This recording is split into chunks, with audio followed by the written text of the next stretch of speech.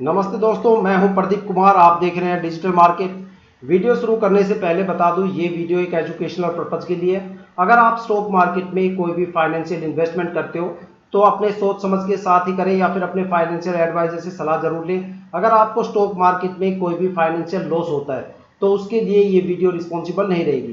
तो चलो दोस्तों, वीडियो शुरू करते हैं। देखो, आज हम बात करने वाले हैं sport king India limited stock के फंडामेंटल के बारे में। हम आपको बताएंगे इस स्टॉक में अगर आप 15 दिन इन्वेस्टमेंट करते हो या एक वीक इन्वेस्टमेंट करते हो तो आपको कितना रिटर्न मिलेगा, 3 महीने में कितना रिटर्न मिल सकता है, 1 ईयर में कितना रिटर्न मिल सकता है, 6 महीने में कितना मिल सकता है, 2 साल में कितना मिल सकता है और 5 साल में आपको कितना रिटर्न देखने को मिल सकता है, कितनी गिरावट यहाँ पे देखने को मिल सकती है, किस लेवल पे आपको ये स्टॉक बाय करना चाहिए या नहीं करना चाहिए, इसका क्या फ्यूचर है, क्या यहाँ पे आपको जबरदस्त लेवल का फंडामेंटल मिलेगा या नहीं मिलेगा, स्टॉक कैसा रहेगा, सारे माहौल के ऊपर हम बात करेंगे। सारे फंडामेंटल पॉइंट्स को लेके यहाँ पे हर एक चीज आपकी क्लियर करेंगे, ठीक है। लेकिन उससे पहले मैं बता दूं कि स्टॉक के अंदर जो सबसे बड़ी गुड न्यूज है वो ये है कि स्टॉक आज अपने अपर सर्किट में है। मैंने लगातार इस स्टॉक की 1.5 महीने से कवरेज दी है और ये बताया है आपको कि भाई स्टॉक को कम से कम 15 से 20 सितंबर तक जरूर होल्ड करना। इस स्टॉक में आपको जबरदस्त पॉजिटिव मोमेंटम देखने को मिलेगा, ठीक है। और हो सकता है कि यहाँ पे आपको अपर सर्किट भी देखने को मिले। लगातार स्टॉक के अंदर पिछले 4 दिन से जबरदस्त पॉजिटिव मोमेंटम बना हुआ था और आज ये कंडीशन है कि स्टॉक आज अपने अपर सर्किट में लग गया। अब बात करते हैं स्टॉक के फंडामेंटल के बारे में, लेकिन फंडामेंटल से पहले मैं स्टॉक के क्वार्टरली रिजल्ट आपको दिखा देता हूँ, ठीक है। अगर इसके जून 2024 के क्वार्टरली रिजल्ट की बात करें तो जो यहाँ पे रिवेन्यू निकल के आता है वो यहाँ पे 634 करोड़ के आसपास आता है। पिछले ईयर टू ईयर अगर कंपैरिजन करवाया जाए तो यहाँ पे 17% से ज्यादा की आपको ग्रोथ देखने को मिलती है रिवेन्यू में।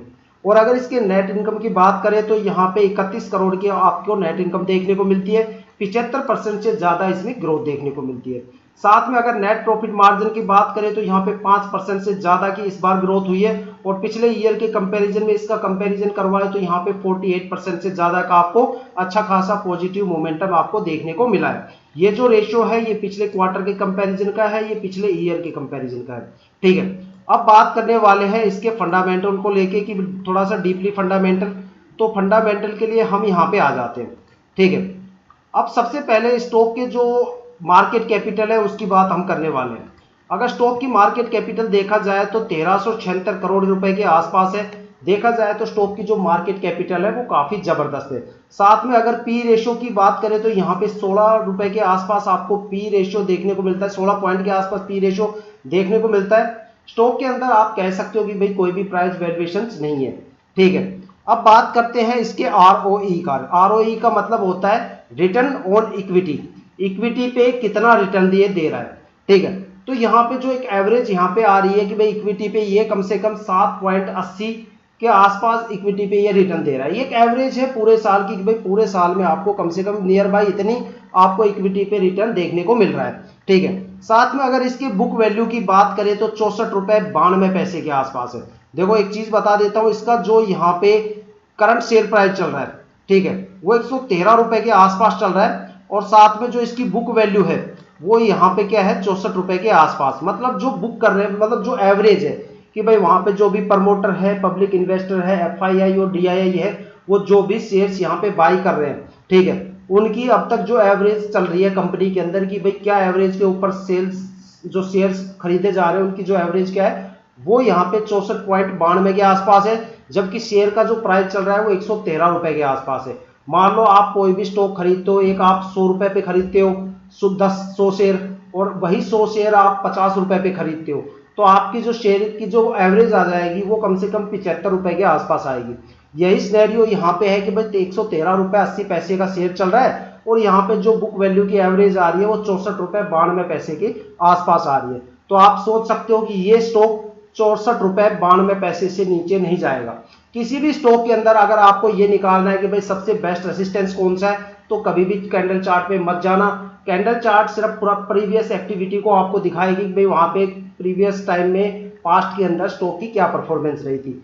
जो आपको रियल डेटा जो आपको मिलेगा वो फंडामेंटल में मिलेगा, ठीक है। अब इसकी जो एवरेज चल रही है 64.92, अगर ये स्टॉक इससे नीचे जाता है तो पब्लिक इन्वेस्टर्स को तो लॉस होगा ही होगा, साथ में प्रमोटर्स भी डूबेंगे, साथ में एफआईआई और डीआईआई सारे लॉस में जाएंगे, ठीक है। तो ये है अब तक की इस स्टॉक की सबसे हाई एवरेज 64 रुपए 92 पैसे, जबकि शेयर चल रहा है 113 रुपए 80 पैसे। साथ में अगर बात करें स्टॉक की फेस वैल्यू की, तो यहाँ पे जो फेस वैल्यू है वो 1 रुपए के आसपास है। मोस्टली जितने भी स्टॉक्स होते हैं उसके अंदर या तो आपको 2 रुपए फेस वैल्यू मिलती है या फिर आपको 3 रुपए के आसपास ही देखने को मिलती है। देखो फेस वैल्यू क्या चीज होती है, अगर कोई स्टॉक डीलिस्ट हो जाता है, किसी भी कारणों से कंपनी दिवालिया घोषित हो जाती है या कंपनी में दिवाला निकल जाता है या कंपनी बर्बाद हो जाती है और वो कंपनी डीलिस्ट होती है स्टॉक मार्केट से, तो जो भी वहां पे शेयर्स जीरो होंगे सबके, तो सभी को उसकी फेस वैल्यू मिलेगी। जिसको मान लो आपके पास 100 शेयर है, तो चाहे वो 100 शेयर आपने 113 रुपए पे खरीदे हो, अगर ये कंपनी बंद हो गई कल, तो आपको 1 रुपए के हिसाब से पर शेयर आपको रिटर्न मिलेगा, जो पैसा है वो आपको मिलेगा, ठीक है। लेकिन मैं आपको बता दूं कि फेस वैल्यू से कभी हमें डरना नहीं चाहिए, क्योंकि मोस्टली स्टॉक की जो फेस वैल्यू है वो 2 रुपए या 3 रुपए ही देखने को मिलती है मार्केट में, और कभी भी स्टॉक इतना नहीं गिरता कि भाई वो बिल्कुल फेस वैल्यू तक ही आ जाए। अब मान लो कल को ये कंपनी दिवाला घोषित हो जाती है, मार्केट में न्यूज आ गई भाई कंपनी बर्बाद होने वाली है, तो जाहिर सी बात है भाई 113 रुपए 80 पैसे पे शेयर चल रहा है, तो लोग 112 पे बेच देंगे, 110 पे बेच देंगे भाई। ज्यादा से ज्यादा गिर के 95 रुपए तक मुझे लगता है सारे बाहर हो जाएंगे, या ज्यादा से ज्यादा 90 रुपए पे निकल के चले जाएंगे। लेकिन 1 या 2 रुपए का वेट कोई नहीं करेंगे।